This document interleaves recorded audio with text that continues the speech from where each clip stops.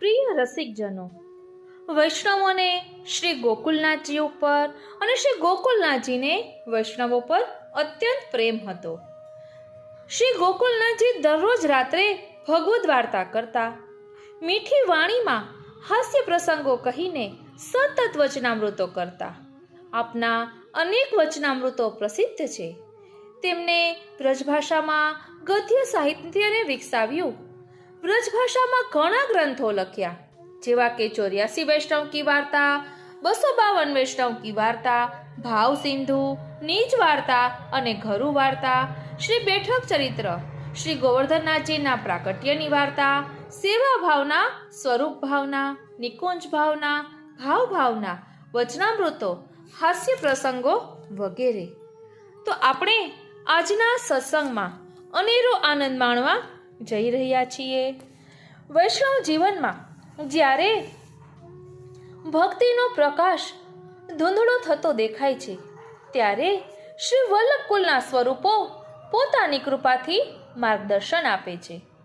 એમના વચનો માત્ર વાંચવા માટે નથી, પરંતુ જીવના અંતરંગમાં રહેવા માટે છે. શ્રી ગોકુલનાથજી અતિ કરુણાસભર, અતિ નિર્ભય અને અતિ મમત્વમય સ્વરૂપ, જેઓએ વૈષ્ણવોના તિલક, માળા અને સંપ્રદાયની ઓળખનું રક્ષણ માત્ર નિયમ તરીકે નહીં, પરંતુ પરમ કૃષ્ણ ભાવના રૂપે કર્યું. આજે આપણે એમના જીવનમાંથી ઘણું શીખવા મળે છે અને એમના હાસ્ય પ્રસંગો છે, જેમાં ગુહ્ય ઉપદેશ છુપાયેલો છે. ભક્તિને વધુ મૃદુ બનાવતી એક મીઠી ઝલક છે. તો ચાલો ભક્તિભાવથી અંતર ઉઘાડીને શ્રી ગોકુલનાથજીના હાસ્યામૃતમાંથી આ દિવ્ય પ્રસંગોને સાંભળીએ, કે જેમાં પ્રશ્ન કર્યો છે કે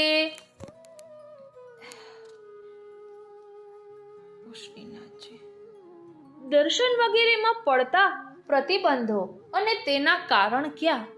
ધ્યાન અને સ્મરણ વચ્ચેનો તફાવત શું? મહાત્મ્ય રહિત પ્રેમ તે જ ખરો પ્રેમ કઈ રીતે? ગોવર્ધન ધારણ કરવાનું શું રહસ્ય છે? વ્યસનની દશા એ જ કૃતકૃત્યતા. પતિના મૃત્યુની વાત સાંભળતા દેહ છોડીને તે સતી. શ્રીજીની ભેટને ન અડાય, સેવક ધર્મ શો. સુપાત્રને કરેલું દાન બધાને ફળે. બહિર્મુખના આગળ અનુભવની વાત ના કહેવાય. આવા રહસ્યમય પ્રસંગો આજના સત્સંગમાં આપણે શ્રવણ કરીશું. વાલા વૈષ્ણવો, જય શ્રી કૃષ્ણ. હું માં નાતુરી આપ સર્વે વૈષ્ણવોનું આજના આ અલૌકિક સત્સંગમાં હાર્દિક સ્વાગત કરું છું. પ્રિય વૈષ્ણવો, શ્રી ગોકુલનાથજી હાસ્યામૃતમાં પ્રસંગ છે કે મહાત્મ્ય રહિત પ્રેમ તે જ ખરો પ્રેમ. વૈશાખ સુદ સાતમને દિવસે ઉત્થાપનમાં પંચોલીજીએ પૂછ્યું કે જયરાજ, સ્નેહ તે કેમ ઉપજે અને સ્નેહનું સાધન શું? ત્યારે આપશ્રીએ કહ્યું કે ભક્તનું સ્વરૂપ તે જ સ્નેહ છે અને તેનું કંઈ જ નહીં.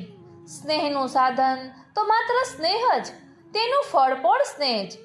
ત્યારે પંચોળીએ પૂછ્યું કે મહારાજ, મહાત્મ્યયુક્ત સ્નેહ તે કેવો અને મહાત્મ્ય રહિત સ્નેહ તે કેવો? આ સાંભળીને શ્રી ગોકુલેશે કહ્યું કે મહાત્મ્ય સંયુક્ત તે એટલા માટે કહીએ કે મહાત્મ્યયુક્ત સ્નેહ જીવને બાધક નથી. મહાત્મ્ય કરીને અપરાધ ન પડે. જીવ મહાત્મ્ય કરીને બીતો રહે. પણ જ્યાં જેટલું મહાત્મ્ય ત્યાં તેટલી સ્નેહની નિર્બળતા, અને જેટલી સ્નેહની પ્રબળતા તેટલી મહાત્મ્યની નિર્બળતા. મહાત્મ્યની પ્રબળતાએ રસની હાનિ થાય, અને મહાત્મ્યની નિર્બળતા હોય ત્યાં સ્નેહનો રસ પુષ્ટ થાય. ખરી રીતે તો રસમાર્ગીય ભક્તને મહાત્મ્યનો જેટલો અવસર તેટલો જ બાધક છે. મહાત્મ્ય એ કરીને રસ પુષ્ટ ન થાય. સમાનતા એ રસ ઉપજે. લઘુતા, દીર્ઘતા, યશ, મન એમાં રસ પુષ્ટ ન થાય. માટે મહાત્મ્યનો લેશ એટલે કે જરા પણ મહાત્મ્ય એતન માર્ગીયને બાધક છે. અને જે એતન માર્ગને વિશે પ્રવૃત્ત નથી થયો, સંસારથી બીએ છે, એવાને મહાત્મ્યપૂર્વક ભક્તિ પણ દુર્લભ છે. વિવેચન: ખરેખર જ્યાં સુધી મહાત્મ્ય ચિત્ત રહે ત્યાં સુધી એક વૃત્તિ ન થાય અને એકતા થયા વિના રસ ના ઉપજે. રસ તો સમાનતામાં જ પ્રગટે અને જ્યાં મહાત્મ્ય આવ્યો ત્યાં સમાનતા ન થતા ભીતિ જ રહ્યા કરે. ભીતિ એટલે ભય. ભીતિ એ તો રસમાં કે સ્નેહમાં મહાબાધક છે. ખરા સ્નેહીને ક્યાંય ડર ન હોય, વારી જાઉં બલિહારી જાઉં અને શું કરી જાઉં. ખરા સ્નેહીને તો પોતાના સ્નેહીને મળવાની અભિલાષામાં રહેલા મહાત્મ્યનો વિચાર કરવાની પણ તેને નવરાશ નથી હોતી. સંયોગમાં તે પ્રેમીમાં લીન બને છે, ત્યાં મહાત્મ્ય ક્યાં ઊભું કરી શકે. મહાત્મ્યયુક્ત પ્રેમ એ ખરું જોતા માયાવી પ્રેમ છે, નિર્ગુણ પ્રેમ નહીં. સ્વાભાવિક પ્રેમ મહાત્મ્ય જાણે જ નહીં. મહાત્મ્ય એટલે મહાતમ અત્યંત અંધારું. હૃદયમાં નિર્ગુણ શુદ્ધ પ્રેમનો પ્રકાશ ન થાય ત્યાં સુધી જીવ મહાત્મ્યને મોહે છે. સિદ્ધિઓ પણ મહાત્મ્ય છે. ખરા ભક્તને સિદ્ધિ દેખીને કે તેથી કરીને પણ મોહ ના થાય, અથવા સિદ્ધિ દુઃખ લાગે, સિદ્ધિ તેને માયા ન લાગે. આત્મિક સ્નેહ મહાત્મ્ય ના જુએ. હવે અહીં પ્રશ્ન કર્યો છે કે દર્શન વગેરેમાં પડતા પ્રતિબંધો અને તેના કારણ શું? એકવાર કલ્યાણ ભટ્ટે વિનંતી કરી કે કેટલાક ઉત્તમ ભગવદીઓ છે જેમને સદા સર્વદા શ્રીજીના દર્શનમાં જતા, વાર્તામાં જતા, સેવામાં જતા એમ સદા પાસે ને પાસે રહેવાનો મનોરથ થાય છે અને એટલા માટે સર્વલૌકિક વ્યાસ સંગનો ત્યાગ કરે છે. તેઓ પોતાને માટે સદા સંબંધ શ્રીજી સાથે જ પ્રકટ્યો રહે એમ વિનંતી કરે છે અને કહે છે કે અમને શ્રીજીના દર્શન આદિ પણ ખંડન ના થાય તેવા ઉત્તમ ભગવદીયને પણ પ્રભુ અંતરાય પડવા દે છે. તે શું? શ્રીજી તો પરમ કૃપાળુ છે, સર્વજ્ઞ છે, સર્વ સમર્થ છે. આ વખતે શ્રી ગોકુલેશે કહ્યું કે અંતરાય બે પ્રકારનો છે. ધ્યાન આપજો, અંતરાય બે પ્રકારનો છે. એક શ્રીજીનો અને એક ભગવદીયના અપવાદ માટે કેટલાક અંતરાય થાય છે. તેના જુદા જુદા લક્ષણ છે. જે અપરાધથી અંતરાય થાય છે તેમાં અવશ્ય શ્રી પ્રભુજી ઉપર તથા ભગવદીય ઉપર આદર ઓછો થાય છે. આવું થાય ત્યારે બહિર્મુખતા આવે. તે અહંકાર, લોભ, કામ, ક્રોધ, દુર્બુદ્ધિ, દુષ્ટતા તથા પાપ વગેરેની વૃદ્ધિ થાય. ભગવદ વાર્તા ન ગમે. શ્રીજીના અને ભગવદીયના મહાત્મ્યમાં વિપરીત બુદ્ધિ આવે. શ્રીજી પાસે જવાની અનિચ્છા થાય, અન્યાશ્રય થાય. ભગવદીય પાસે જવાનું ન ગમે. બહિર્મુખ લોકો પાસે સ્નેહ ઉપજે. અન્ન જળનો સંબંધ પણ બહિર્મુખ લોકો જોડે જાય. અપરાધથી અંતરાય પડે ત્યારે આવી સ્થિતિ થાય. હવે કૃપાથી શ્રીજીની મરજીથી અંતરાય પડે તેમાં અવશ્ય શ્રીજી ઉપર ભગવદીયની લાલસા વધે છે. શ્રીજીની નિકટમાં જે અહંકાર થયો તે જતો રહે છે. પોતાના જ અધમ ગુણ છે તે અને પોતાના અવગુણને જાણે, તેથી દીનતા વધે. જલ્દીથી શ્રીજીના દર્શનની ને નિકટ રહેવાની ઈચ્છા ઉપજે. વળી શ્રીજીની વાર્તા અમૃત જેવી મીઠી લાગે. શ્રીજીના અને ભગવદીયના ગુણ જ મનમાં આવે. સાધારણ વૈષ્ણવ મળે તો પણ ઘણો સ્નેહ ને આદર ઉપજે. ઉત્તમ ભગવદીય રહે ત્યાં સર્વથા જાય. તથા જે સાધારણ પણ ભગવદીય શ્રીજી પાસે હોય તેમના ઉપર આદર કરે. પોતાના અપરાધ જાણે. ક્યારે શ્રીમુખ જોવા પામીશ, હવે તો કદી શ્રી પ્રભુજીનું સ્થળ નહીં મૂકું એવા મનોરથ કરે. જે કાર્ય કરવાથી શ્રીજીના ચરણ કમળ મૂકીને આવ્યો હોય તે કાર્ય ઉપર ઘણો અનાદર થાય. શ્રી પ્રભુજી વિના સદા જ સંતાપ પામતો રહે. પત્રો દ્વારા, પોતાના મિત્રો દ્વારા પોતાના મનોરથને વિનંતી કરતો રહે. પોતાના દેહ ઉપર તથા અન્ય સંબંધ ઉપર અરુચિ થાય. આત્માના સંબંધી ઉપર તથા શ્રીજી ઉપર સ્નેહ ઘણો થાય. ત્યારે શ્રીજી સાથે જલ્દીથી મેળાપ થાય.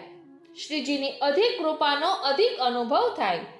શ્રીજી પોતે કૃપા કરીને અંતરાય પાડે છે તે નિરપરાધી સેવકની આ ઉપર જણાવેલી વસ્તુઓની પ્રાપ્તિ માટે પાડે છે. પ્રથમ જેટલા શ્રી પ્રભુ મિલનમાં સુખ આપતા હતા તેથી પણ અધિક મિલન સુખ આપવા માટે આ કૃપા વડે અંતરાય આપે છે. પ્રભુ તો પરમ દયાળુ છે. પ્રભુ નિરપરાધી ભગવદીયને અંતરાય થવા દે જ નહીં. હવે જે ભગવદી અપરાધી છે તેના અપરાધ ભોગવીને પૂર્ણ થાય પછી પ્રભુજી તેના પર પણ દયા કરે છે.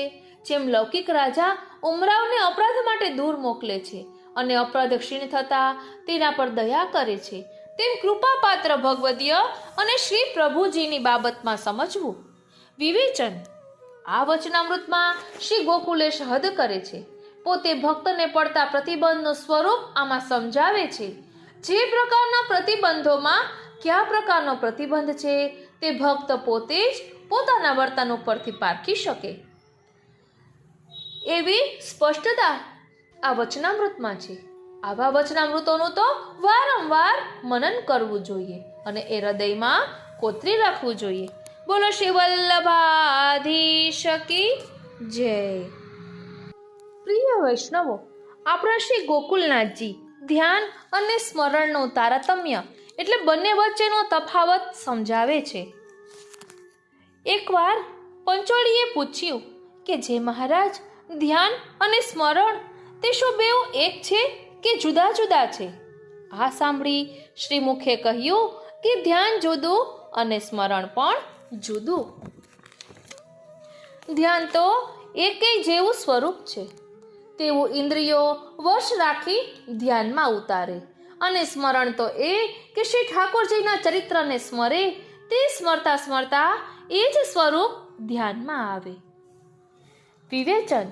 ધ્યાનમાં અને સ્મરણમાં ભેદ છે. અહીં શ્રી ગોકુલેશજી બતાવે છે સ્મરણ હૃદયારૂઢ થતા ધ્યાન થાય. પ્રભુના ચરિત્રોનું સ્મરણ વારંવાર થતા તેનું સ્વરૂપ ધ્યાનમાં ખડું થાય ત્યારે ઇન્દ્રિયો નિરોધ પામી તેનું ધ્યાન કરે. વ્યસનની દશા એ જ કૃતકૃત્યતા. શ્રીમુખે આપે કહ્યું કે વૈષ્ણવની 3 દશા છે. એક સ્નેહ દશા, બીજી આસક્ત દશા અને ત્રીજી વ્યસન દશા. જેને વ્યસન દશા પ્રાપ્ત થઈ તે કૃતાર્થ થયો ને આસક્ત વ્યસની દશાના ઘણા દ્રષ્ટાંત આપ્યા. વિવેચન. પ્રથમ ભક્તની દશા સ્નેહની છે. સ્નેહ હૃદયારૂઢ થતા તે પ્રભુમાં આસક્ત થાય છે અને આ ઉપર થયા પછી એ આસક્તિ વ્યસનનું સ્વરૂપ લે છે. વ્યસની દશા એ ભક્તની મહામસ્ત દશા છે. એ દશા જ દેહાતીત કે ઇન્દ્રિયાતીત કહેવાય. આ દશામાં ભક્તનું લૌકિક વૈદિક સર્વસ્વ છૂટી જાય.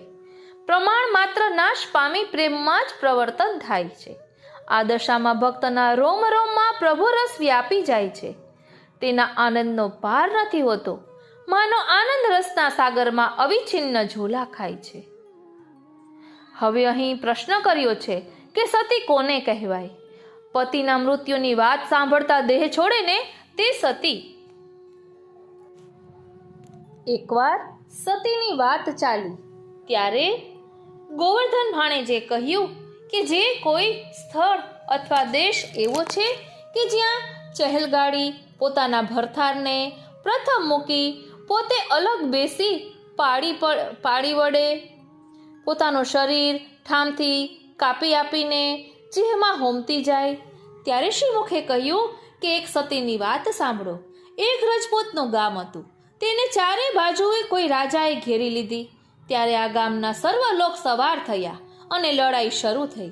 આ વખતે સર્વ રજપૂતાણીઓ આવીને તે રજપૂત રાજાના મહેલની અટારી પર આવી ખડી થઈ ગઈ અને સમાચારની રાહ જોવા લાગી અને પરસ્પર પૂછવા લાગી કે તારો પુરુષ પડે તો તું કેવી રીતે સતી થાય? આમ પરસ્પર પૂછવા લાગી.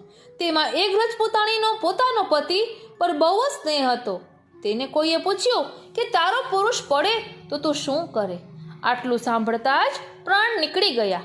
હજી તો પતિ મૃત્યુ પણ પામ્યો નથી. તેના સમાચાર પણ કશા આવ્યા નથી. ખાલી વાત કરતા પ્રાણ નીકળી જાય તેને સતી કહેવાય. વિવેચન. પ્રેમ બહુ સ્વાભાવિક છે.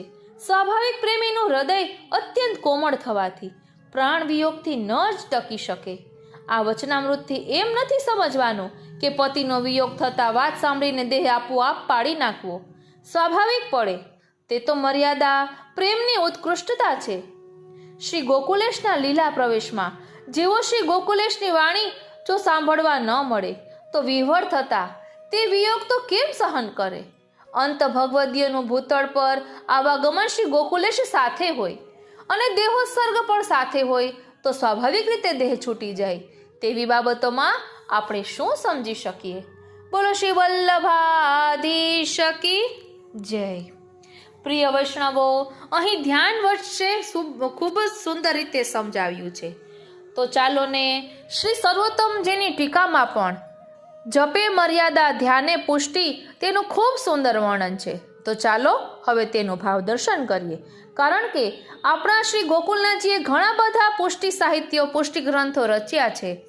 તેમાં શ્રી સર્વોત્તમ સ્તોત્રની બૃહદ ટીકા પણ લખી છે. તેમાં ખૂબ સુંદર રીતે વર્ણન છે. તો ચાલો તેનું ભાવ દર્શન કરીએ. આપણને કોઈ કહે કે દરરોજ અષ્ટાક્ષર મંત્રનો જપ કરવો જોઈએ એટલે આપણે કરવા લાગીએ, પરંતુ સ્મરણનો ભાવ સમજ્યા પછી કરીએ ને તો વધુ આનંદ આવે. બિલાડી અને પોપટના ઉદાહરણ દ્વારા પણ અહીં ખૂબ જ સુંદર પ્રકાર દર્શાવવામાં આવ્યો છે કે શા માટે અર્થના અનુસંધાન પૂર્વક પાઠ કરવા જોઈએ અને મર્યાદા સ્મરણ કોને કહેવાય અને પુષ્ટિ સ્મરણ કોને કહેવાય તેનું ખૂબ જ સુંદર ભાવ અહીં દર્શાવ્યો છે. અને શ્રી મહાપ્રભુજી સ્મરણ કરવાની રીત બતાવે છે કે હંમેશા સ્મરણ કરવો, પ્રસન્નતાપૂર્વક સ્મરણ કરો. જો એ સ્મરણમાંથી આનંદ ચાલ્યો જાય તો પછી તે સ્મરણ અલૌકિક ફળ આપનારું રહેતું નથી. એટલે માટે આપણે મર્યાદા સ્મરણ અને પુષ્ટિ સ્મરણ કોને કહેવાય તે સમજીએ તો વધુ આનંદ આવે. ક્યારેક આપણે એવું કહીએ છીએ કે વ્યવહારિક છે એટલે જવું પડે, ક્યાંય પાઠ રાખ્યા હોય તો જવું પડે એટલે પરાણે. એટલે ક્યારેય પણ અલૌકિકમાં પડે શબ્દ વાપરવો નહીં, કારણ કે પરાણે તો પ્રભુને જરા પણ ન ગમે. એટલે જપે મર્યાદા અને ધ્યાને પુષ્ટિનો ખૂબ જ સુંદર ભાવ આપણે આજે સમજવાના છીએ ઉદાહરણો દ્વારા.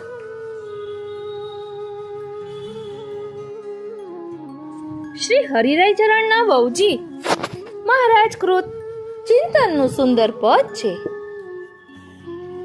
તેમાં પોતે આજ્ઞા કરે છે, નંદ નંદન સખી સુંદર વાલો ચિંતન તેનો કરીએ જે. આ ધોળ રોજ બોલવા જેવું છે, રોજ ગાવા જેવું છે, તો એ સૌનું સ્મરણ આપણે રોજ કરવું. શ્રી હરિરાય ચરણ આ 8 શ્લોકમાં બંને સ્વરૂપોનું સ્મરણ કરવાની આજ્ઞા કરે છે. આપણી ફરિયાદ એવી છે કે પ્રયત્ન કરવા છતાં સ્મરણ થતું નથી, સ્મરણમાં રુચિ ઊભી થતી નથી, સ્મરણમાંથી મન છટકી જાય છે. એનો ઉપાય શો કરવો? શ્રી આચાર્ય ચરણે શ્રી સુબોધિનીજીમાં આજ્ઞા કરી છે કે સ્મરણ ક્યારે થાય? કોઈ પણ વ્યક્તિ કે કોઈ પણ પદાર્થમાં આપણે જ્યારે ખૂબ પ્રેમ થાય ને તેમાં આપણી આસક્તિ વધતી જાય ત્યારે આપણે તેની યાદ વધુ ને વધુ આવતી જાય. પ્રેમને અને યાદને સીધો સંબંધ છે. ગરમી વધે તેમ બેરોમીટરમાં પારો વધવા માંડે, તેમ હૃદયમાં કોઈના પણ પ્રત્યે પ્રેમ વધવા માંડે પછી તે કોઈ વ્યક્તિ કે કોઈ પદાર્થ કે કોઈ પરિસ્થિતિ હોય કે કોઈ ઘટના હોય, પણ તેના પ્રત્યેનો પ્રેમ વધતો જાય તેમ તેની યાદ વધતી જાય. આપણે બહાર ગામ જઈએ છીએ, ઘર સાથેનું આપણા મનનું જોડાણ ભારે છે એટલે ઘર વારંવાર યાદ આવે છે. બહાર જઈએ, સ્વજનથી છૂટા પડીએ એટલે સ્વજન વારંવાર યાદ આવે. ભલભલી વ્યક્તિ પોતાના સ્વજનોને યાદ કરીને કાં તો તે યાદને હૃદયની અંદર સંઘરી રાખે, કાં તો તે યાદને શબ્દો દ્વારા બહાર પ્રગટ કરે, અને આવી યાદમાંથી જ રઘુવંશમાં આવે છે તેવો અજ વિલાપ થયો. આવી કોઈક યાદમાંથી મેઘદૂતમાં બન્યું તે પ્રમાણે પેલા યક્ષે આકાશના વાદળોની સાથે તેની પત્નીને સંદેશો મોકલવાની ગાંડી ઘેલછા કરી, અને ત્યાં કવિ કાલિદાસને પણ એમ કહેવું પડ્યું, કામાર્તા હિ પ્રકૃતિ કૃપણાશ્ચેતના ચેતનેષુ વ્યક્તિ જ્યારે કામાંધ બને છે ત્યારે સાનભાન ગુમાવી દે છે. યાદ એવી પ્રબળ બને છે કે પછી તેને ભાન રહેતું નથી કે આ જળ વાદળ મારી યાદમાંથી જન્મેલો સંદેશો લઈ જશે કે નહીં લઈ જાય, અને તેમાંથી મજાનું સુંદર મેઘદૂત આપણને મળ્યું. યાદ દયામાંથી નથી જન્મતી, તે યાદ રાખજો. યાદને ઉલટાવશો તો દયા થશે. દયામાંથી યાદ જન્મતી નથી, પણ યાદ જન્મે છે પ્રેમમાંથી, અને ક્યારેક યાદ જન્મે છે કડવાશમાંથી. જેના પ્રત્યે હૃદયમાં રોષ થશે, જેના પ્રત્યે હૃદયમાં કડવાશ થશે, જેના પ્રત્યે હૃદયમાં લાગણીઓ ભભૂકી ઉઠશે, તેની યાદ પણ આપણને હંમેશા સતાવ્યા કરશે. કંસને કૃષ્ણની યાદ દુશ્મનાવટમાંથી આવે છે. દુશ્મનાવટ પણ યાદ લાવે છે. ક્યારેક આપણું કોમળ બનેલું હૃદય દયાથી દ્રવીભૂત થાય છે, તો ક્યારેક ક્યારેક કોઈ ગરીબના દુઃખની યાદ આવી જાય ખરી. આમ યાદને સંબંધ છે હૃદયની લાગણીઓ સાથે. જેના હૃદયમાં લાગણીઓનો સ્ત્રોત વહે છે, જેનું હૃદય કોમળ છે, તેના હૃદયમાં યાદ સદાય પ્રગટ્યા કરે છે. તેમ કેટલાકને કહેતા સાંભળશો તમે કે આપણને કોઈની યાદ ન આવે, આપણે તો મસ્ત રામ, શું કરવા કોઈને યાદ કરીએ. એના હૃદયને ઢંઢોળશો તો માલુમ પડશે કે તેનું હૃદય નિષ્ઠુર છે. શ્રીનાથજી, તેનું હૃદય સ્વકેન્દ્રિત છે, પોતાની જાત સિવાય તો બીજા કોઈનો વિચાર કરતો નથી. એમ હૃદયની લાગણીઓમાંથી સ્મરણ જન્મે છે. મનોવિજ્ઞાન પણ યાદનો આ જ સિદ્ધાંત આપે છે. આ સ્મરણ 3 પ્રકારે જન્મે છે. આપણે પ્રસંગને, વ્યક્તિને, પદાર્થને યાદ કરીએ છીએ. તમે કેટલીક વાર જોશો કે આપણે કોઈકને બહુ ભૂલી ગયા હોઈએ, અલ્પ પરિચય હોય, અને કોઈ વ્યક્તિ મળે ત્યારે ઠોકી ઠોકીને યાદ કરાવીએ છીએ.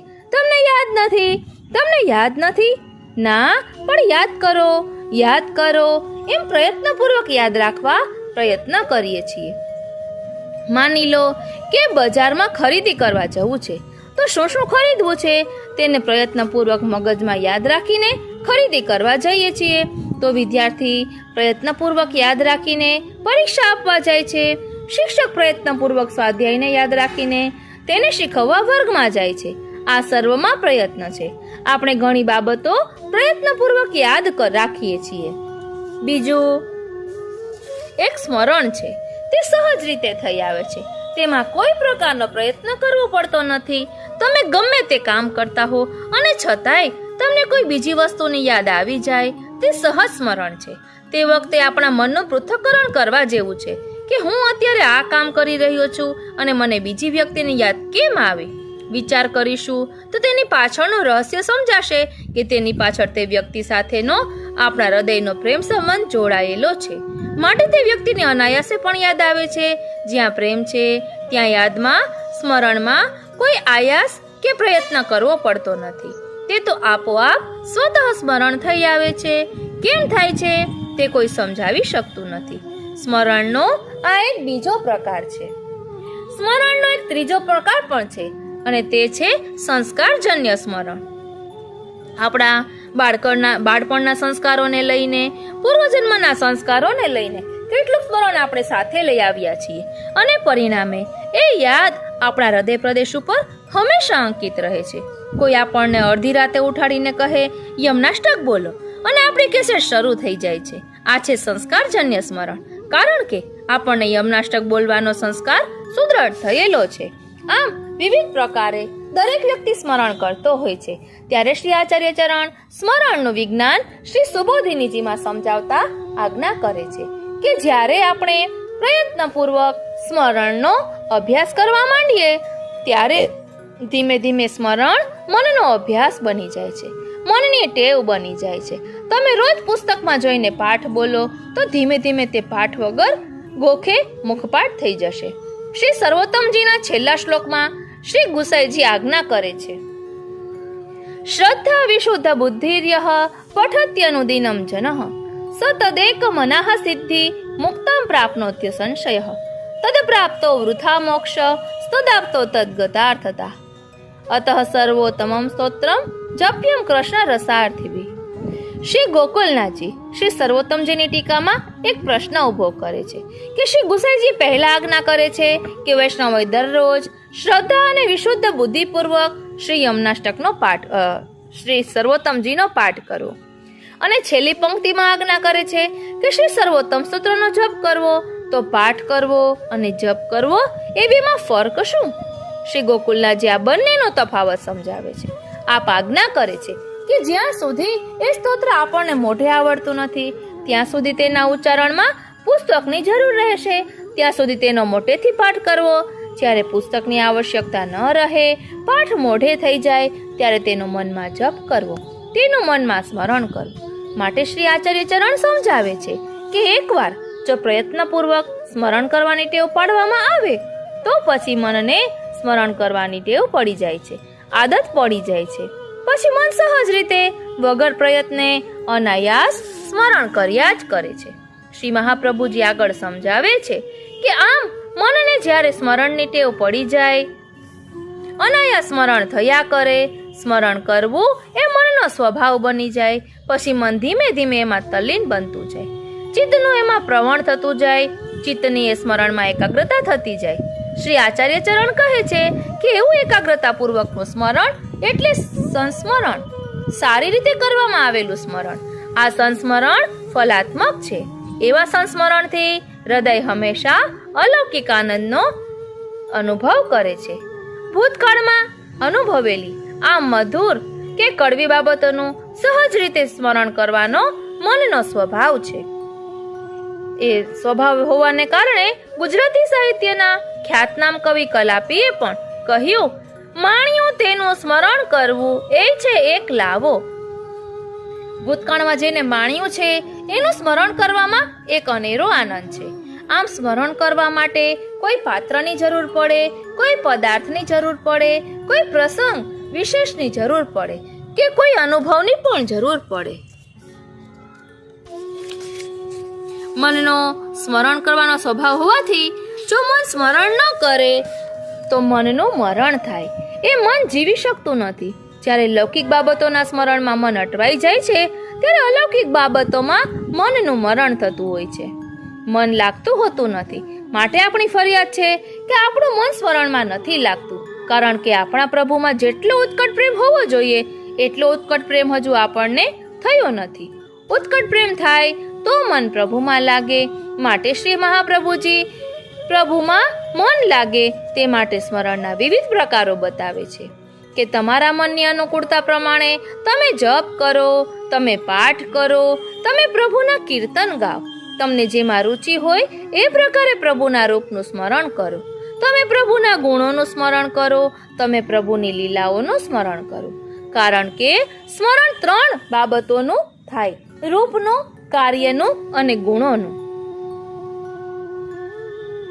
ભગવદીઓએ કીર્તનમાં પ્રભુના સ્વરૂપનું ચિંતન કર્યું છે, લીલાઓનું સ્મરણ કર્યું છે, પ્રભુના ગુણોનું પણ સ્મરણ કર્યું છે. દરેક વ્યક્તિના મનની રુચિની ભિન્નતાઓને જોઈને શ્રી મહાપ્રભુજી સૌને માટે એક જ દવા નથી બતાવતા. આપ આજ્ઞા કરે છે, તમને પ્રભુએ સુંદર રાગ આપ્યો છે, કંઠ આપ્યો છે, કીર્તનમાં આસક્તિ આપી છે, તો કીર્તન દ્વારા પ્રભુનું સ્મરણ કરો. કીર્તનમાં પણ અષ્ટસખાની વાણીનું અનુસંધાન કરો. કારણ અષ્ટસખાને જે ભગવદ લીલામાં સાક્ષાત દર્શન થયા એ લીલાનું ગાન એમના હૃદયમાં બિરાજીને પ્રભુએ પોતે કર્યું છે અને કરાવ્યું છે. એ મહાનુભાવ ભક્તોનું સામર્થ્ય નહોતું કે ગાન કરી શકે. વિચાર કરો, કુંભનદાસજી ક્યાં શાસ્ત્રીય સંગીત શીખવા ગયા હતા? સુરદાસજી ને કોણે સંગીત સાહિત્ય આ સર્વ કંઈ શીખવ્યું હતું? માટે આપણા કીર્તન સાહિત્યને પંચમ વેદની ઉપમા આપવામાં આવી છે. એ ભગવદ વાણી ભગવદીઓના મુખારવિંદના માધ્યમ દ્વારા પ્રગટ થયેલી અલૌકિક વાણી છે. એમાં જે રસ પ્રગટ થયો છે તે જગતના બીજા કોઈ સાહિત્યમાંથી નથી મળવાનો. કીર્તનની અનુકૂળતા ન હોય તો પાઠ કરો. પાઠમાં આસક્તિ હોય તો તમે પ્રભુના સ્તોત્રોના પાઠ કરો. શ્રી હરિરાય ચરણે 84-252 વૈષ્ણવોની વાર્તાના ભાવ પ્રકાશમાં એ વાત બહુ સ્પષ્ટ રીતે સમજાવી છે. શ્રી મહાપ્રભુજી, શ્રી ગુસાઈજી આદિ મહાનુભાવોની વાણીનો પાઠ કરો. તુલસાના પ્રસંગમાં આપ આજ્ઞા કરે છે કે તુલસાની ઉપર શ્રી મથુરેશજીની આટલી કૃપા કેમ હતી? તેનું કારણ છે કે તુલસા શ્રી મહાપ્રભુજીના ગ્રંથોનો યથા અવકાશ પાઠ કરતા હતા. શ્રી હરિરાય ચરણ આજ્ઞા કરે છે કે શ્રી મહાપ્રભુજીની વાણી ફલાત્મક છે, સ્વરૂપાત્મક છે, ભાવાત્મક છે. માટે જો એ વાણીને જીભ દ્વારા ઉચ્ચારવામાં આવે, કર્ણ દ્વારા તેને હૃદયમાં પધરાવવામાં આવે, તો એ ફલાત્મક વાણી આપણા હૃદયના મલિન વિચારોને શુદ્ધ કરીને આપણા હૃદયને ભગવત ભાવથી પૂરિત કરે છે. માટે શ્રી મહાપ્રભુજીની અલૌકિક દિવ્ય વાણીનો, એ વાકપતિ વિભુદેશ્વરના વચનામૃતોનો, ષોડશ ગ્રંથ આદિ ગ્રંથોનો નિયમપૂર્વક પાઠ કરવો એ સ્મરણનો એક બીજો પ્રકાર છે.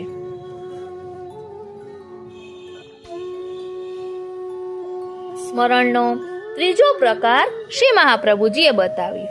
અષ્ટાક્ષર મહામંત્ર અને નિવેદન મંત્રનો સદા સર્વદા સ્મરણ કરવું. અષ્ટાક્ષર મહામંત્ર નો બને તેટલો જપ કરવો. અપરસમાં હોઈએ ત્યારે પંચાક્ષર મંત્રનો અને બ્રહ્મ સંબંધનો મંત્રનો બને તેટલો જાપ કરવો. શ્રી હરિરાય ચરણ આજ્ઞા કરે છે કે જેમ સુરદાસજીને સંયોગ અને વિપ્રયોગનો અનુભવ થયો, તેમ આપણને પણ શ્રી મહાપ્રભુજીની કૃપાથી સંયોગ વિપ્રયોગનો રસાનો યોગ થશે. કારણ આ બંને મહામંત્રો સ્વરૂપાત્મક અને ફલાત્મક છે.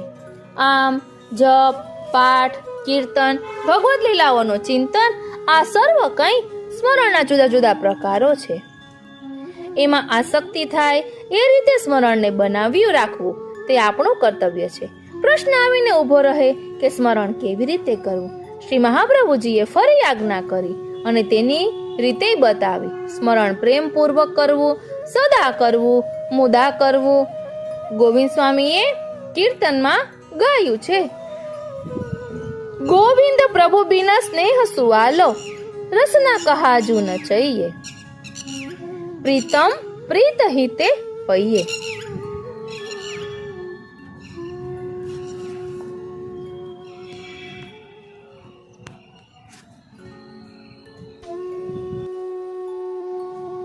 મનમાં પ્રેમ નથી, પણ કોઈકે કહ્યું છે કે અષ્ટાક્ષરનો જપ કરો, એટલે આપણે અષ્ટાક્ષરનો જપ કરવા માંડ્યા છીએ. હાથમાં જપમાળા છે, આંગળા ફર્યા કરે છે, જપમાળાના મણકા ફરતા જાય છે, જીભ અને હોઠનો ફડફડાટ થાય છે, પણ મનમાં બીજી ગળમથલો ચાલે છે. તેની કોઈને ખબર નથી. જોનારને એમ લાગે છે કે ભાઈ જપ કરે છે, ભગવદ નામ લે છે. ભગવાન નામ લેવાય છે, પણ એ ભગવાન નામ હૃદયમાં રહેતું નથી. કૂવામાંથી પ્રાચીન સમયમાં કોષ દ્વારા પાણી નીકળતું. ભગવાન નામરૂપી અલૌકિક જળ આપણા કૂવામાંથી, મુખરૂપી કુંભમાંથી નીકળે છે ખરું, પણ તે હૃદયમાં ઠલવાતું નથી. કારણ કે પેલો કોષ નીચેથી ચીરાયેલો છે, બધું જળ ચાલ્યું જાય છે અને ધરતી સૂકી રહી જાય છે. લૌકિક પ્રસંગ લઈને આ વાત સમજીએ. એક વૈષ્ણવ પરિવારમાં એક નાના દીકરાએ તેના પિતા પાસે હઠ લીધી, પપ્પા, મને એક સુંદર મજાનો જીવતો જાગતો પોપટ લાવી દો. પિતાએ બહુ સમજાવ્યો, પણ દીકરો માન્યો નહીં. છેવટે પિતાએ એક સરસ મજાનો પોપટ લાવી આપ્યો. સુંદર પાંજરું હતું. પિતાએ કહ્યું, બેટા, આ પોપટ બહુ જ ચતુર છે, તેને બિલાડી ન ખાઈ જાય, એટલા માટે તું તેને શીખવી દે કે બિલાડી આવે એટલે ઉડી જવું. આટલું બોલતા શીખવી દે. દીકરાએ વારંવાર બોલીને પોપટને બોલતા શીખવી દીધું, બિલાડી આવે એટલે ઉડી જવું, બિલાડી આવે એટલે ઉડી જવું. પોપટ રાત દિવસ બોલે છે કે બિલાડી આવે એટલે ઉડી જવું. એક દિવસ પાંજરું ખુલ્લું રહી ગયું અને બિલાડી ભાઈ આવ્યા. પોપટ બોલ્યો, બિલાડી આવે એટલે ઉડી જવું. બિલાડીએ પાંજરામાં મોં નાખ્યું. પોપટ બોલ્યો, બિલાડી આવે એટલે ઉડી જવું. બિલાડી પોપટને ખાઈ ગઈ. ત્યારે પોપટ છેલ્લે બોલ્યો, બિલાડી આવે એટલે ઉડી જવું. આપણો જપ આવો છે, બિલાડી આવે એટલે ઉડી જવું. આપણે બોલીએ છીએ, પણ શું બોલીએ છીએ તેની સમજ નથી, તેના અર્થનું અનુસંધાન નથી. માટે શ્રી આચાર્ય ચરણે આજ્ઞા કરી કે આવો જપ તે મર્યાદા છે, જેમાં વાણી પવિત્ર થાય છે, જેમાં આપણો એટલો સમય જાય છે, પરંતુ એનાથી વિશેષ જે ભગવત સ્વરૂપના અલૌકિક આનંદનો અનુભવ થવો જોઈએ એ થતો નથી. માટે ગોવિંદ સ્વામીએ કહ્યું કે જો હૃદયમાં સ્નેહ નથી તો સુવાલો, એટલે કે પોપટની જેમ રસના કહાજુ નચાઈએ. આ જીભને નચાવ્યાનો શો અર્થ છે? પ્રેમ વિનાનું ગાણું અને ઘી વિનાનું ખાણું એ બંને નકામા. યમનાષ્ટકના એકવાર 108 પાઠ કરવાનો પ્રસંગ હતો. 50 પાઠ થયા હશે. પછી પાઠ કરનારા પૈકી કેટલાય ઈશારાથી જે ભાઈ ગણતરી કરતા હતા તેમને પૂછતા કે કેટલે આવ્યું. જ્યારે સૌએ સંખ્યા પહોંચી ત્યારે કેટલાકના મોં ઉપર એમ જણાયું કે ચાલો હવે હમણાં પૂરું થશે. પેલા ભાઈએ છેલ્લે એક આંગળી બતાવી ત્યારે ઝડપ વધી અને છેલ્લે શ્રી યમુનાજીની જય બોલાવી ત્યારે સૌના મોં ઉપર એવો ભાવ હતો કે હાશ છૂટ્યા. શ્રી મહાપ્રભુજીએ સ્મરણ કરવાની રીત બતાવી કે હંમેશા સ્મરણ કરો. મુદ્દા એટલે આનંદપૂર્વક સ્મરણ કરવું. જો એ સ્મરણમાંથી આનંદ ચાલ્યો જાય તો પછી તે સ્મરણ અલૌકિક ફળ આપનારું રહેતું નથી. તે કેવળ જીભને પવિત્ર કરનારું જ રહે છે. માટે આનંદપૂર્વક સ્મરણ કરવાની ટેવ પાડવી. એકાદ બે ઠેકાણે એવું પણ જોવા મળ્યું કે વૈષ્ણવો એમ કહે કે આજે પાઠમાં જવું પડશે શ્રીનાથજી, કારણ કે વેવી શાળ છે એટલે ન જઈએ તો તેમને ખોટું લાગે. યમુનાજીને ખોટું લાગે તેનો વાંધો નહીં, પરંતુ વેવાણને ખોટું લાગવું જોઈએ નહીં. આવા બધા પ્રકારે જે સ્મરણ કરીએ છીએ ને તેને શ્રી મહાપ્રભુજીએ મર્યાદા સ્મરણ કહ્યું છે. જપે મર્યાદા, મર્યાદાથી આપણે જપ કર્યો છે. સ્મરણનો પુષ્ટિ પ્રકાર કયો? સ્મરણનો પુષ્ટિ પ્રકાર કયો? ધ્યાને પુષ્ટિ એક લૌકિક ઉદાહરણથી સમજીએ. 50 વર્ષ પહેલાની વાત છે. એક વૈષ્ણવ પરિવારમાં વિધવા માતાનો એકનો એક દીકરો મુંબઈની કોલેજમાં અભ્યાસ કરે. નાનપણમાં સગપણ થયેલું. સાસરિયાએ લગ્નની ઉતાવળ કરી. ચાલુ અભ્યાસે વચમાં વેકેશનમાં લગ્ન લેવાયું. દીકરી પણ થોડુંક અંગ્રેજી ભણેલી, સુશીલ, સંસ્કારી. લગ્ન થયા. લગ્ન પછી એ નવોઢા સાસરે આવી. નવ દંપતીનો થોડો પ્રારંભિક સહવાસ છે. પરસ્પરને સમજવા માટેનો પ્રયત્ન કરે છે. પતિ પોતાની મુંબઈની મુશ્કેલીઓ પોતાની પત્નીને કહે છે. હોસ્ટેલમાં કેમ રહેવું પડે, કેવી તકલીફ પડે, શું દુઃખ પડે. કોલેજ ખુલતા તેને પાછા જવાનું થયું. વહુ હજુ સાસરે છે. હવેલીની બાજુમાં રસ્તા પરનું તેમનું ઘર છે. એક દિવસ સવારે સાસુમાએ વહુને કહ્યું, વહુ બેટા જરા ચોખા વીણી કાઢો ને, હું મંગળાના દર્શન કરીને આવું છું. ઓટલે આવીને વહુ ચોખા વીણવા બેઠી છે. રસ્તા પર અવર જવર ઘણી છે. વાહનોનો કોલાહલ છે. ચારે બાજુ રેડિયાનો અવાજ પણ છે. એ બધાની વચ્ચે હાથમાં ચોખાની થાળી લઈને બેઠેલી વહુ ચોખામાં આંગળી ફેરવતી જાય છે. પણ મન, આંખો, હાથ ચોખા વીણવામાં લાગ્યા નથી. તેને યાદ આવે છે તેનો પતિ. તે અત્યારે ઉઠ્યા હશે. તેમણે કોણ ચા બનાવીને પીવડાવશે? તેમને ત્યાં કેટલી તકલીફ પડતી હશે? તેમને કોણ કપડાં ધોઈ આપતું હશે? તેમને હોસ્ટેલનું કેવું ગંદુ ખાવું પડતું હશે? પતિના સ્મરણમાં તે એવી ખોવાઈ ગઈ છે કે ચોખા વીણવાનું યાદ આવતું નથી. આજુબાજુ કોણ આવે જાય છે તેનું તેને ભાન રહેતું નથી. આજુબાજુ કેટલો કોલાહલ છે તેની તેને કંઈ ગતાગમ નથી. એની આંગળી ચોખાની થાળીમાં ફર્યા કરે છે. પતિનું નામ છે અશોક. આંગળીથી થાળીની અંદર અનાયાસે વગર વિચારે સ્વતઃ અંગ્રેજીમાં અશોકનો સ્પેલિંગ લખ્યા કરે છે અને ભૂસ્યા કરે છે. મન અશોકમાં ડૂબી ગયું અને અશોકમય બની ગયું છે. ત્યાં સાસુમાં મંગળાના દર્શન કરીને પાછા આવ્યા. કેટલો સમય ગયો તેનું પણ વહુને ભાન નથી. સાસુમાં 5 મિનિટથી આવીને વહુની આ ચેષ્ટા જોતા ઊભા છે. તેની પણ તેને ખબર નથી. છેવટે સાસુમાં પૂછે છે, બેટા ચોખા વીણાઈ ગયા? વહુ ઝબકીને જાગી. તેના ધ્યાનનો ભંગ થયો. એકદમ ચોખા 2 હાથથી ભેગા કરીને કહે, હા બા વીણાઈ ગયા. જમાનો જોયેલો સાસુમાં મનમાં હસ્યા. થાળી લઈને અંદર ચાલ્યા ગયા. આવું ધ્યાન પેલી યુવાન દીકરીનું તેના પતિમાં હતું. દૂર દૂર રહેલા તેના પતિમાં તેનું મન ખોવાઈ ગયું હતું. ભર રસ્તામાં બેઠેલી એ નારીને તેના પતિ સિવાય કોઈના શબ્દનો અવાજ પણ સંભળાતો ન હતો. તેનું નામ ધ્યાન. ચિત્તની આવી અવસ્થા જ્યારે પ્રભુ માટે આપણી થાય ને ત્યારે ધ્યાને પુષ્ટિ. એવું ધ્યાન આપણા ભગવદીઓમાં જો કોઈને ભગવત કૃપાથી સિદ્ધ થયું હોય તો તે રાજા આશકરણજીને. શ્રીનાથજી, યુદ્ધનો સમય છે. આશકરણજીનું લશ્કર નદીના એક કિનારે પડાવ નાખીને પડ્યું છે. સામે કિનારે દુશ્મન રાજાનું લશ્કર પડ્યું છે. રાજા ચઢી આવ્યો છે આશકરણજીના ગઢનો કોળિયો કરી જવા માટે. સવારે નદીમાં સ્નાન કરી એકાંતમાં એક વૃક્ષની છાયા નીચે બેસીને આશકરણજી પોતાના સેવ્ય શ્રી મોહન નાગરની માનસી સેવા કરી રહ્યા છે. ત્યાં આવીને સેનાપતિ વિનંતી કરે છે, મહારાજ, દુશ્મન રાજાએ હુમલાની તૈયારી કરી છે. આપણા લશ્કરની આપ આગેવાની લો.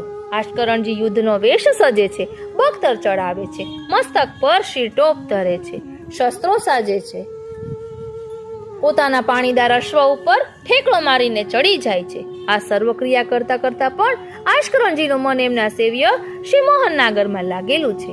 આજુબાજુ કોણ છે, શું થઈ રહ્યું છે એનું કઈ ભાન નથી. એમનો ઘોડો સ્વતઃ લશ્કરમાંથી માર્ગ કરતો કરતો મોખરે જઈને ઊભો છે. ચારે બાજુએ યુદ્ધના હોકારા પડકારા થઈ રહ્યા છે. યુદ્ધનો પ્રારંભ થાય છે. મારો કાપો ની ચીસો પડી રહી છે. સૌ પોતાનો ઈષ્ટદેવનું સ્મરણ કરીને કિકિયારીઓ પાડી રહ્યા છે.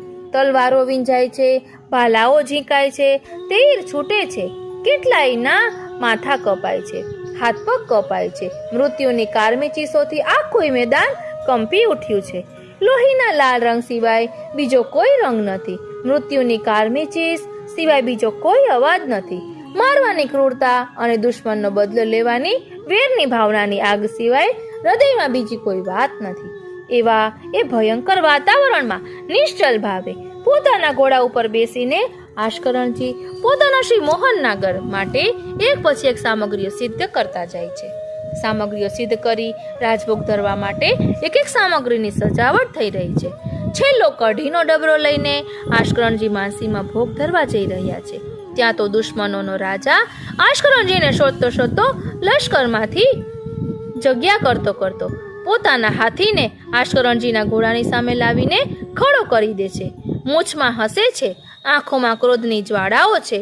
ઠીક આજે આ ભગતડો લાગમાં આવ્યો છે. તેની મીચેલી આંખો છે, ક્યાંક ડૂબી ગયો હશે. મારો એક ભાલો ચીકાશે અને એના હૃદયને ફાડીને બે ટુકડા કરી નાખશે. શ્રીનાથજી, દુશ્મનનો રાજા ગોઠણ ભેર ઊભો થઈ જાય છે. હાથીની અંબાડીમાં ઊભો થયેલો એ રાજા પોતાનો બધું જોર અજમાવી વજનદાર ભાલો આશકરણજીની છાતીને નિશાન બનાવીને ઝીંકે છે. પણ જેને માથે શ્રી મોહન નાગર બિરાજે એનો વાળ કોણ વાકો કરે? આશકરણજીનો ઘોડો ચાર પગે કૂદ્યો. ભાલો છાતીનું નિશાન ચૂકી ગયો. ઘોડાના જમણા કાનને લસરકો લઈને ભાલો ચાલ્યો ગયો. પણ કૂદતા ઘોડા સાથે આશકરણજીના હાથનો કઢીનો ડબરો છલકાઈ ગયો. ધ્યાન ભંગ થઈ ગયું. વસ્ત્રો કઢીથી રંગાઈ ગયા. જ્યાં લોહીના લાલ રંગ સિવાય બીજો કોઈ રંગ ન હતો, ત્યાં કઢીનો પીત રંગ દ્રષ્ટિગોચર થયો. બાજુમાં રહેલા સેનાપતિજી વિચારે છે, આ શું? અહીં કઢી ક્યાંથી? આશકરણજી અલૌકિક ભાવનાને છુપાવીને કહે છે, સેનાપતિજી, મને કઢી બહુ ભાવે છે. હું છુપી રીતે સાથે લઈને આવ્યો હતો.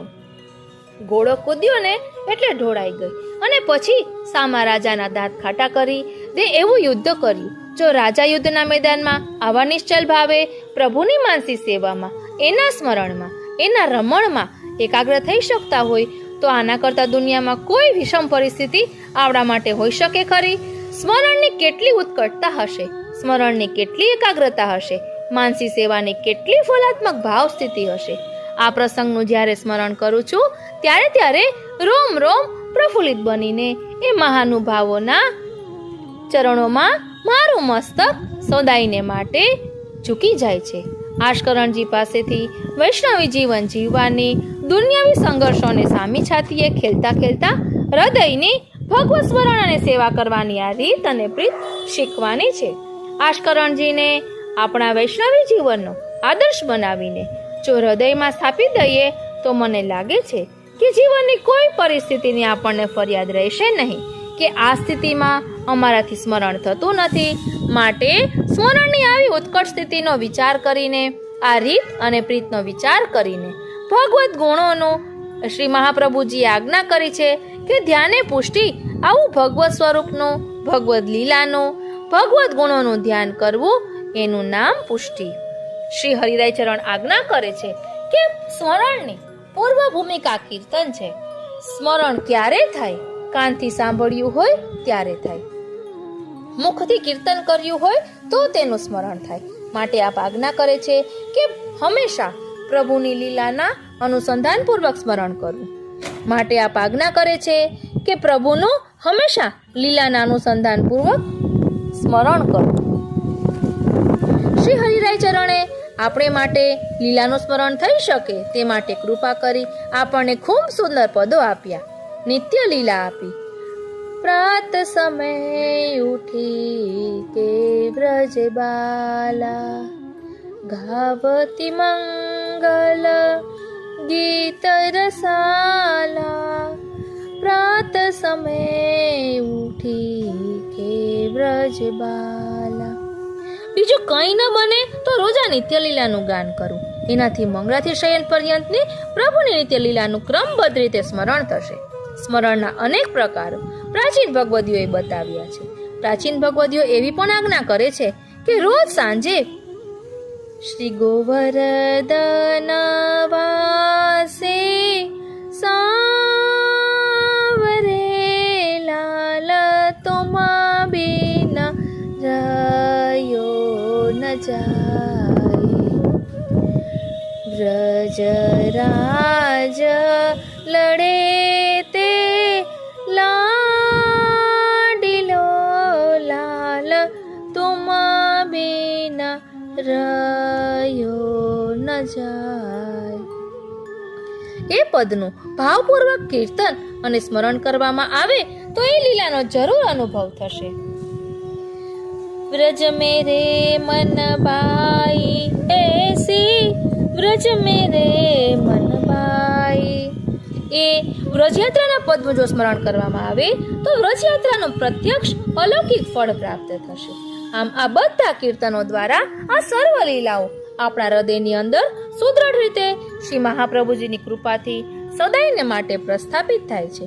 એ લીલાઓમાં બિરાજતું એ ભાવાત્મક અને ફલાત્મક સ્વરૂપ પોતાના સ્વરૂપાનંદનો આપણને અનુભવ પણ કરાવે છે.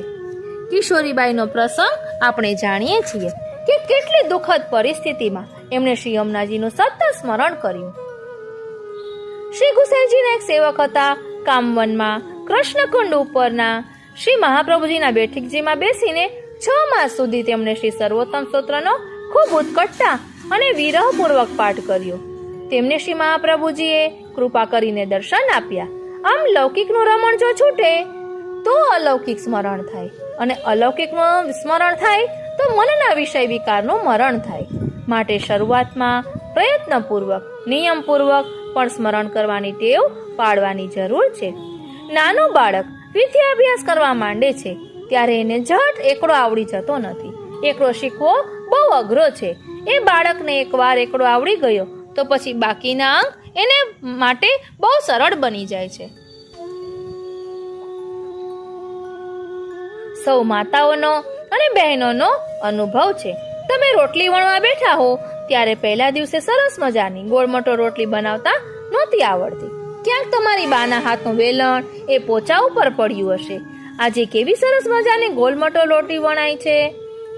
એ વણાતી જોઈએ ત્યારે અમારા જીવાને એમ થાય કે વગર કંપાસે એક સરખું ગોળ વર્તુળ કેવી રીતે તૈયાર થાય.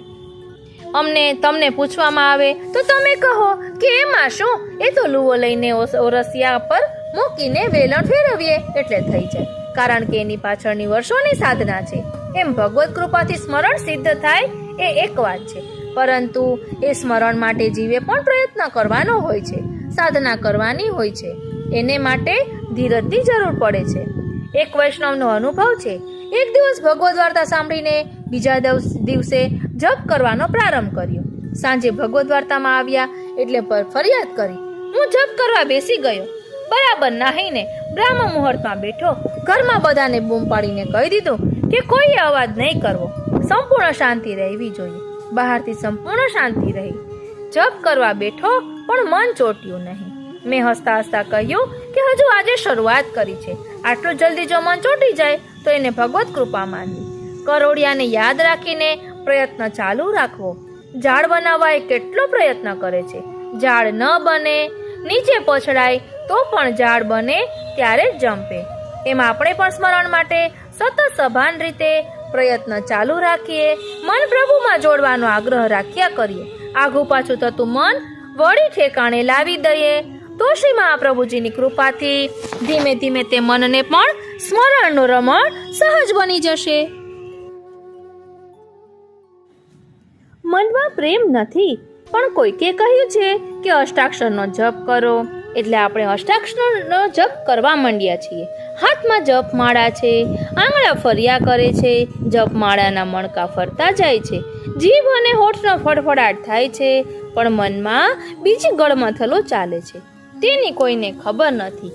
જોનારને એમ લાગે છે કે ભાઈ જપ કરે છે, ભગવત નામ લે છે.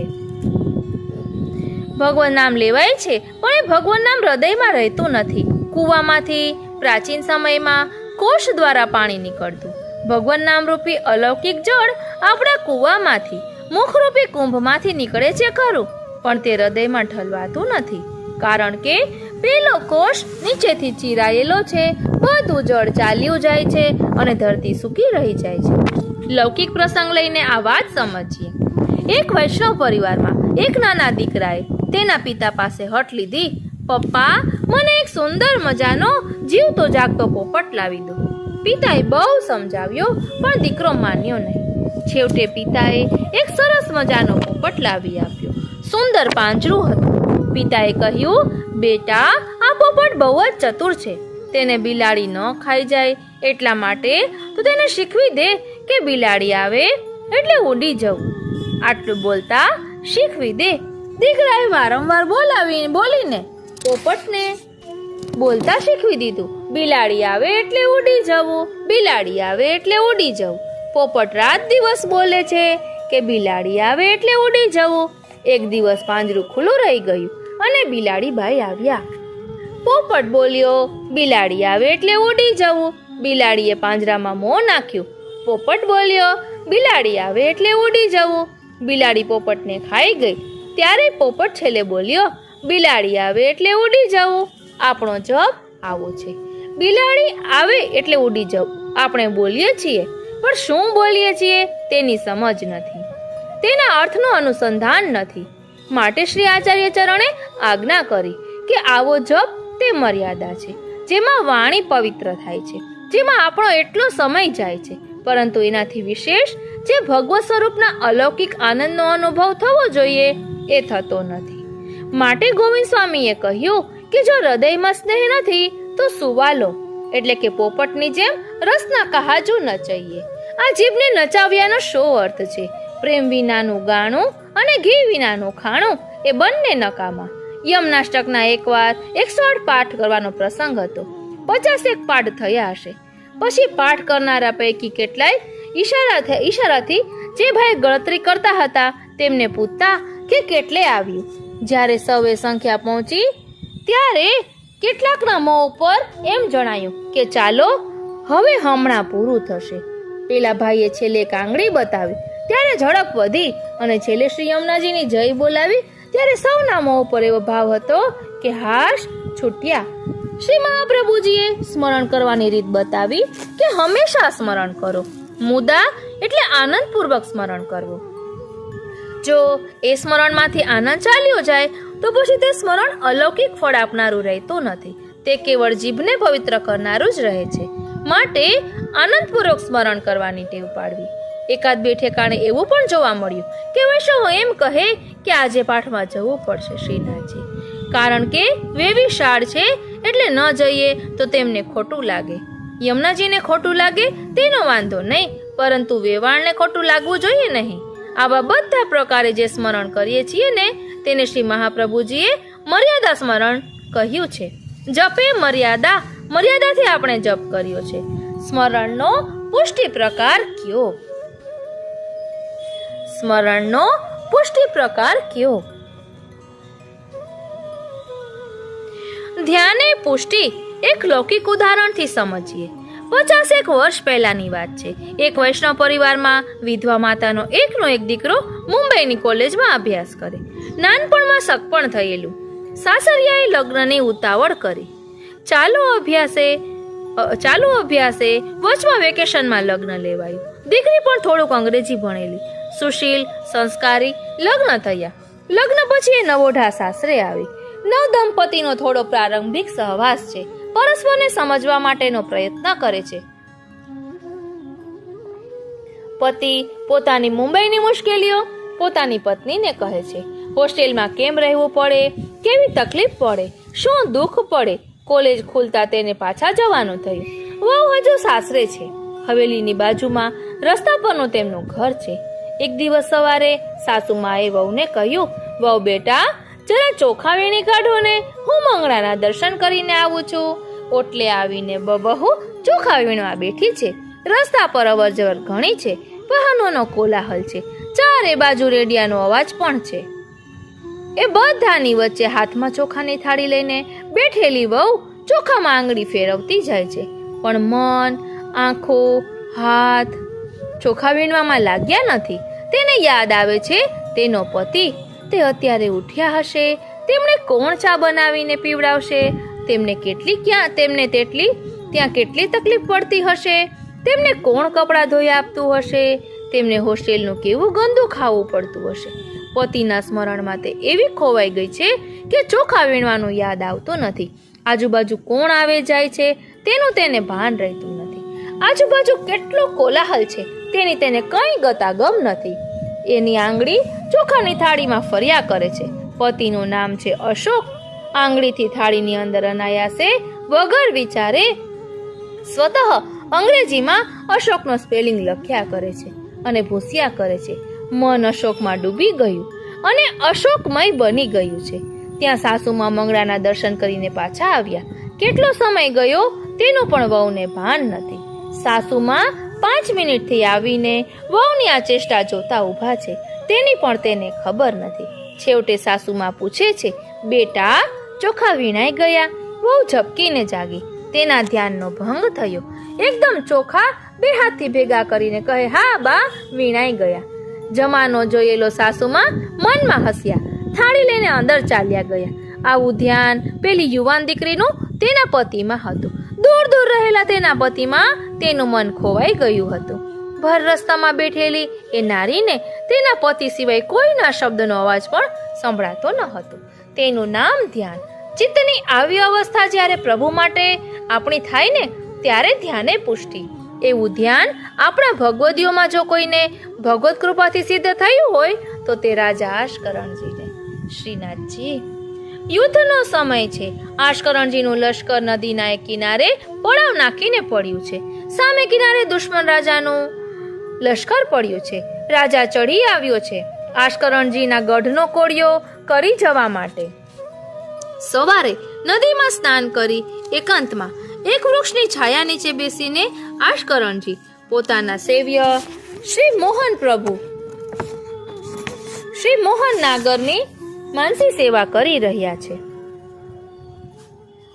ત્યાં આવીને સેનાપતિ વિનંતી કરે છે, મહારાજ, દુશ્મન રાજાએ હુમલાની તૈયારી કરી છે. આપણા લશ્કરની આપ આગેવાની લો.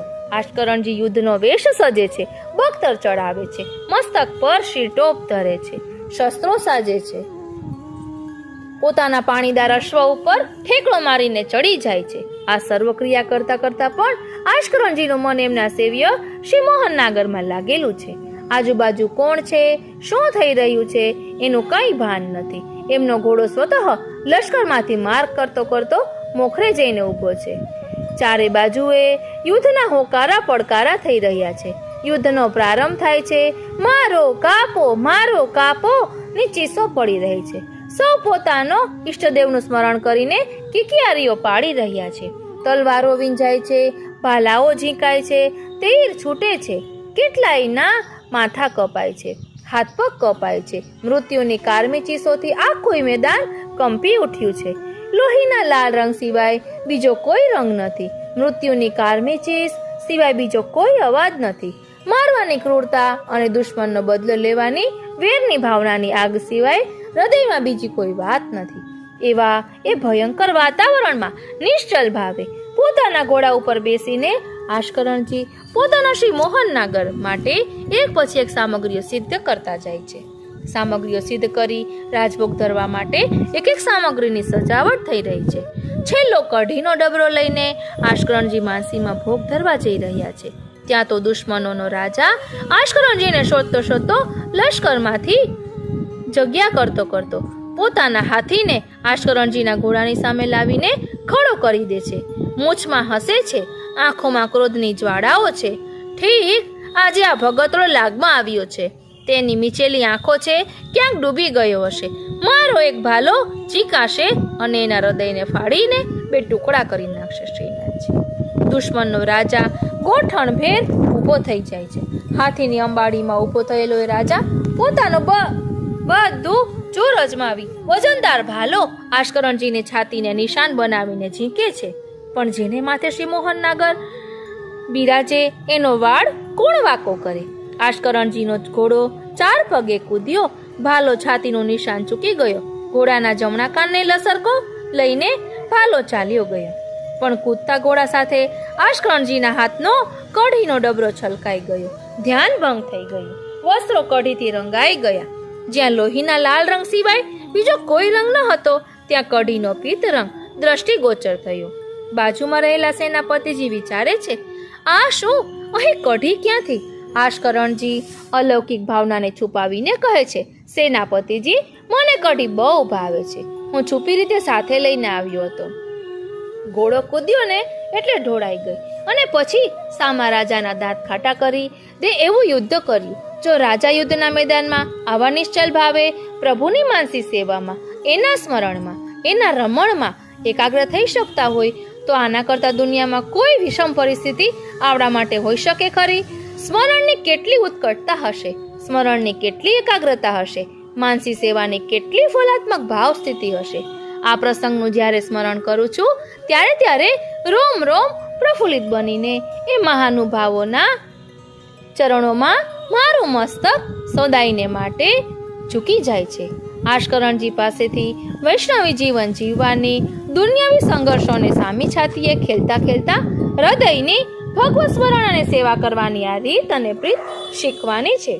આશ્કરણજીને આપણા વૈષ્ણવી જીવનનો આદર્શ બનાવીને જો હૃદયમાં સ્થાપી દઈએ તો મને લાગે છે કે જીવનની કોઈ પરિસ્થિતિની આપણને ફરિયાદ રહેશે નહીં કે આ સ્થિતિમાં અમારાથી સ્મરણ થતું નથી. માટે સ્મરણની આવી ઉત્કટ સ્થિતિનો વિચાર કરીને, આ રીત અને પ્રીતનો વિચાર કરીને ભગવદ્ ગુણોનું શ્રી મહાપ્રભુજીએ આજ્ઞા કરી છે કે ધ્યાને પુષ્ટિ આવું ભગવત સ્વરૂપનું, ભગવદ્ લીલાનું, ભગવદ્ ગુણોનું ધ્યાન કરવું એનું નામ પુષ્ટિ. શ્રી હરિરાય ચરણ આજ્ઞા કરે છે કે સ્મરણની પૂર્વ ભૂમિકા કીર્તન છે. સ્મરણ ક્યારે થાય? કાનથી સાંભળ્યું હોય ત્યારે થાય, મુખથી કીર્તન કર્યું હોય તો તેનું સ્મરણ થાય. માટે આપ આજ્ઞા કરે છે કે હંમેશા પ્રભુની લીલાના અનુસંધાનપૂર્વક સ્મરણ કરવું. માટે આપ આજ્ઞા કરે છે કે પ્રભુનું હંમેશા લીલાના અનુસંધાનપૂર્વક સ્મરણ કરવું.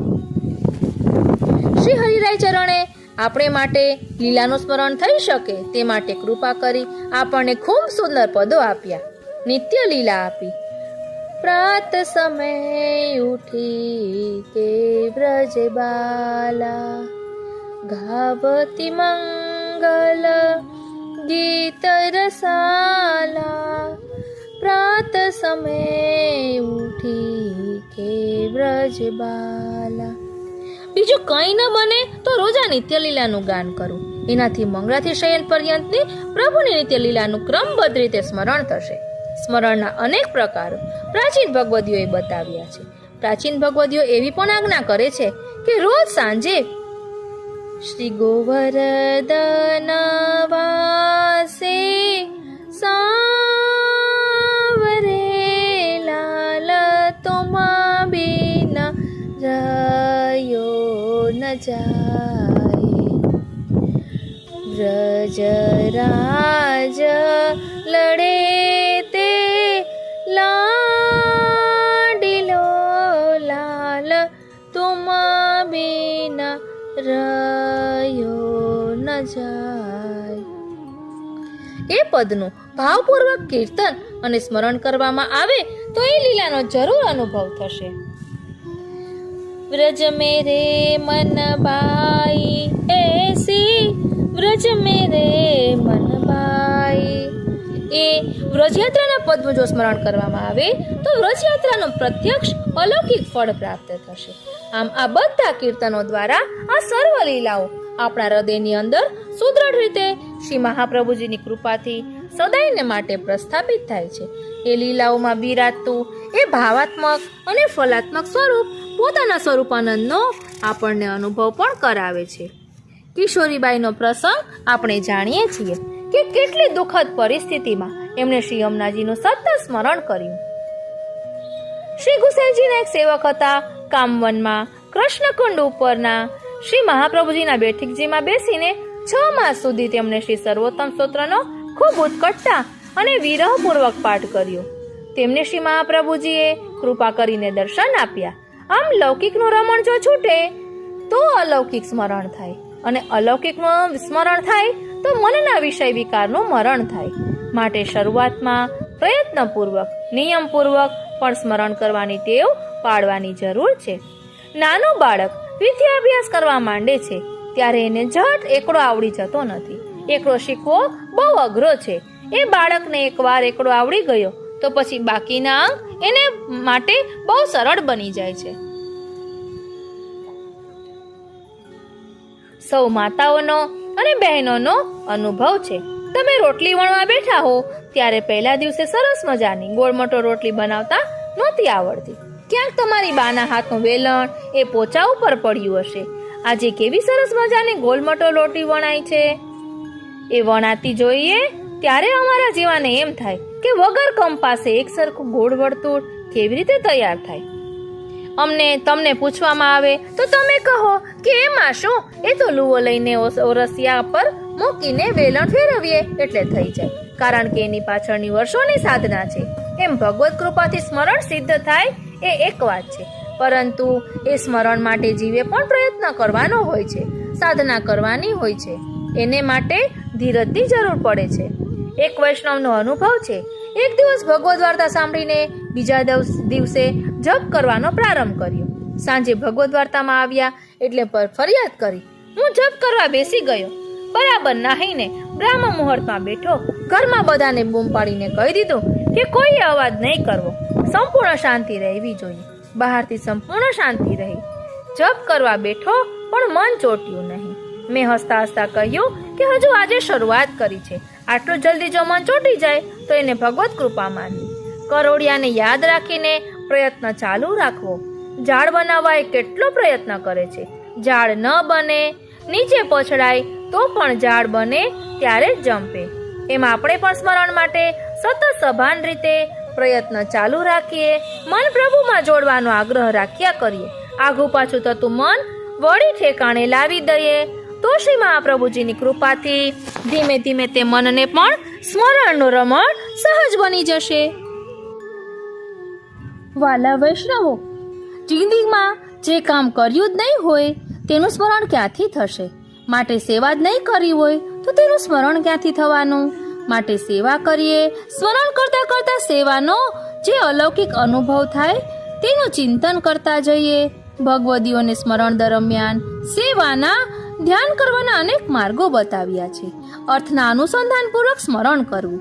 આપણે ભણેલા ન હોઈએ, અર્થ ન આવડે, કદાચ શુદ્ધ ઉચ્ચાર ન આવડે તો પણ તેની ફિકર નહીં કરવાની. ભગવદ નામ છે, ધીરે ફલિત થવાનું જ છે. મન એમાં લાગેલું રહે તે માટે ભગવદીઓએ અનેક માર્ગો બતાવ્યા છે. જેમ કે યમનાષ્ટકનું ચિંતન કરતા હોઈએ તો શ્રી યમુનાજીના સ્વરૂપના જે ચિત્રજીના આપણે દર્શન કર્યા હોય તે સ્વરૂપનું ચરણારવિંદથી મસ્તક સુધીનું ધ્યાન ધરવું. આપણે ગોકુળ ગયા હોઈએ, મથુરા ગયા હોઈએ, વિશ્રામ ઘાટ પર, ઠકુરાણી ઘાટ પર યમુનાજીના પાન કર્યા હોય, દૂધ ધરાવ્યું હોય, ભોગ ધર્યા હોય, એ સર્વનું સ્મરણ કરવાનું. સર્વોત્તમજીના પાઠ કરીએ છીએ ત્યારે 108 નામમાં બિરાજતા શ્રી મહાપ્રભુજીના 108 વિવિધ સ્વરૂપોનું અર્થ અનુસંધાન નથી બનતું તો શ્રી મહાપ્રભુજીના ચિત્રજીના દર્શન કરીએ અને તેમના ચરણારવિંદથી મસ્તક સુધીના સ્વરૂપનું ચિંતન કરતા કરતા આપણે જે બેઠકજીએ ગયા હોઈએ ત્યાં જારી ચરણ સ્પર્શ કર્યા હોય, મહાપ્રભુજીએ કૃપા કરી આપણી યત્કિંચિત સેવા અંગીકાર કરી હોય તે સર્વનું સ્મરણ કરતા જઈએ. આમ મનને સ્મરણના રમણમાં રોકાયેલું રાખીએ કે જેથી મન બીજા કોઈ રમણમાં ફસાય નહીં. ભગવદીઓએ એમ પણ બતાવ્યું કે રોજ વ્રજવાસ નથી થયો તો મનથી સદાય ગોકુળમાં રહેવું. સદા મન શ્રી ગોકુલ में रहिए. ગોવિંદ ઘાટ છોકર કી છૈયા બેઠક દર્શન પૈયે. મનથી રોજ એકવાર ગોકુળ જઈ આવવું. રોજ શ્રીમદ ગોકુળનું ધ્યાન ધરવું. મનથી શ્રીનાથજી જઈ આવવું. જતીપુરા જઈને શ્રી ગિરિરાજ બાવાના દર્શન કરવા. દંડવત પ્રણામ કરીને મનથી શ્રી ગિરિરાજ બાવાની પરિક્રમા કરી આવી. આ સર્વ પ્રકારો ચિંતનના છે. આ સર્વ સ્મરણના પ્રકારોમાંથી જે આપણા મનને રૂચે એવા પ્રકારને સ્વીકારી લેવું. પણ મન એમાં રોકાય, મન એમાં રમણ કરતું રહે એવો સદાય જાગૃત રીતે પ્રયત્ન કરવો. માટે જ આપણે અહીં આજે આ ભાવની સમજ્યા કે આપણે સ્મરણ કરીએ છીએ તો તેને શું પ્રકાર છે.